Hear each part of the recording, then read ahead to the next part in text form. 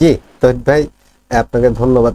রাশেদ ভাই, রাশেদ হায়দার ভাই, আপনার বক্তব্যে আপনি একটা কথা বলেছিলেন যে আজকে এক মিটিংয়ে জামাতে ইসলামী বাংলাদেশের আমির বলেছেন এখন দেশে নির্বাচনের পরিবেশ নেই, কিসের নির্বাচন?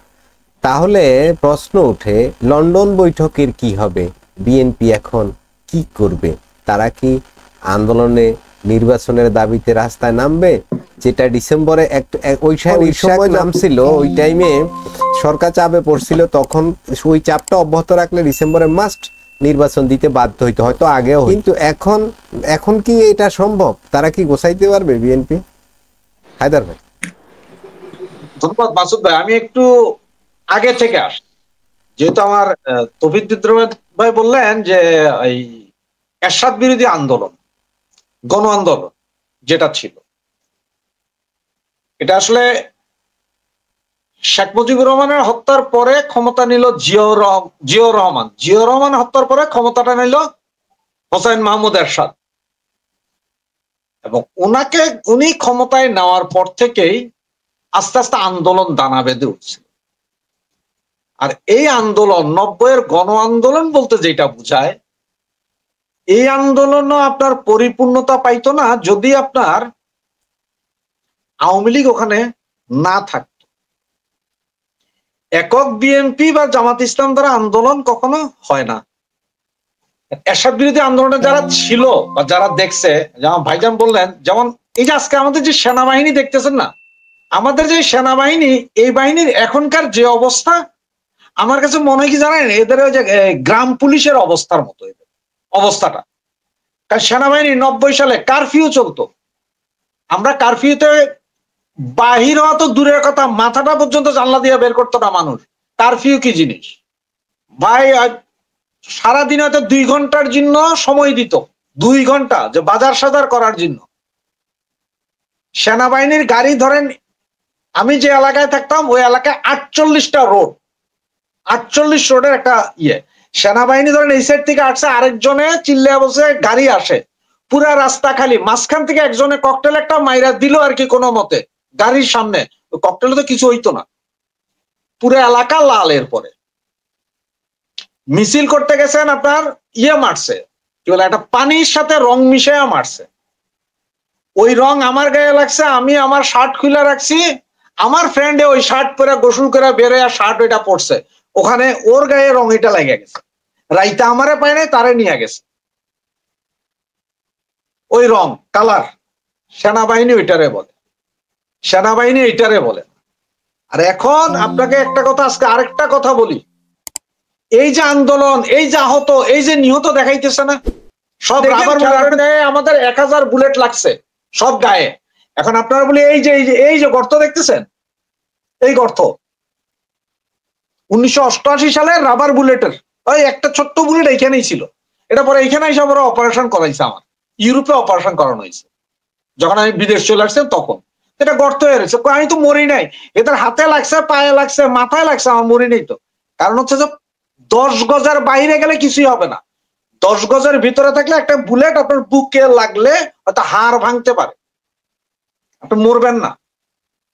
কিন্তু তারা মরছে কিসে? 7.62 বুলেট। আপনি যখন আনসার, আপনার পরিচয় থাকলে যে কোনো আনসারকে জিজ্ঞেস করেন, যে কোনো গ্যাঞ্জামে কিন্তু ওরা কিন্তু গুলি চালায়, ম্যাজিস্ট্রেটের অর্ডার লাগে না। তার কারণ কি জানেন? ওরা গুলি ধরেন আপনার মাথায় চালাইছে, তো ওইটা যায় লাগবে যে ওই 2 মাইল দূরে আরেকজনে পায়, টার্গেট নাই। আর ওরা যায় ম্যাজিস্ট্রেটের পা ধরে, স্যার বউ বাচ্চা আছে, চাকরি যাবো, স্যার কি করুন, তুমি ম্যাজিস্ট্রেট অর্ডার দিয়ে দাও ওকে। এই সুনির্দিষ্ট ভাবে এতগুলো মার্ডার কেমন হয়েছে? এটা প্রশিক্ষিত লোক ছাড়া কেউ ফায়ার দেয়া করতে পারবে না। একটা গুলি একটা লাশ, একটা গুলি একটা লাশ, সুশিক্ষিত, এটা একদম সুশিক্ষিত লোক দিয়ে করানো হয়েছে। তো এইগুলো যে আন্দোলন, যে আন্দোলনটা বলতেছেন আপনি ইলেকশন নিয়ে, বিএনপি আসলে এখানে মূলা ঝুলাই দিয়ে গেছে ডাক্তার ইউনূস।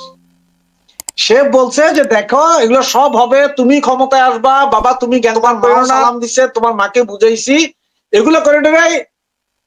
কারে বুঝাই গেল? আমাদের খাম্বা তারেক, উনি বুঝলেন, ক্লিন চিট দিলেন।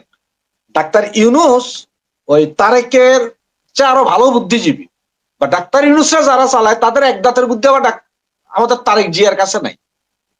এইখানে আসার পরে প্রথম উনি এসে কি বলেন, উনি কিন্তু বলেন নাই তারেকের সাথে ফেব্রুয়ারির ভিতরে ইলেকশন হবে, এটা কিন্তু উনি বলেন নাই। নির্বাচন কমিশনও বলেন নাই, সেনাবাহিনীও চুপচাপ। গত পরশুদিন সেনাদের একটা প্রেস ব্রিফিং এ সেনা কর্মকর্তা বলছেন যে সরকার যদি চায় আমরা একটা সুষ্ঠু নির্বাচনের জন্য সহযোগিতা করব, এটা যে সেনাবাহিনী বলছে। তাহলে এখন এই যে ফেব্রুয়ারিতে নির্বাচন হবে বলে যেটা বলতেছে, এটা কিন্তু ইউনূস কেউই বলে নাই। উনি এখানে এসে কি বললেন, যদি সব ঠিক থাকে, যদি পরিবেশ পরিস্থিতি সব ঠিক থাকে, সংস্কার বিচার অমুক তমুক, ভাই বিচার হবে না 5 বছরে, একটা বিচার তো 5 বছরে শেষ হবে না। সংস্কারের তো মূলা ঝুলাই রাখছেন, কত সংস্কার করতেছে আপনাদের দেখতে। সংস্কার হইতে হইতে এখন এমন অবস্থা হয়েছে যে ভাই আমি আর প্যান্টের নিচে আন্ডার প্যান্টই পড়তে পারি না, এত সংস্কার হয়ে গেছে। বিএনপি দেখা গেছে মূলে বিএনপি জামাত এরা সবাই মিলে এক হয়েও যদি আন্দোলন করে পারবে না। এদের আওয়ামী লীগের জামাত তো আন্দোলন করবে না। জামাত কেন আন্দোলন করবে? জামাতের তো ভোটের কি দরকার? জামাত তো ভালো আছে। আপনাকে যেটা বলতেছি কি, যে সবাই মিলেও যদি আন্দোলন করে এটা নামাইতে পারবে না, এটারে নামাইতে হলে আওয়ামী লীগ দরকার। আবার এরা ছাড়াও আওয়ামী লীগ একা নামাই দিতে পারবে। এই যে আপনার 2006 সালে আওয়ামী লীগ কিন্তু একাই নামাই দিছিল জামাত বিএনপি রে।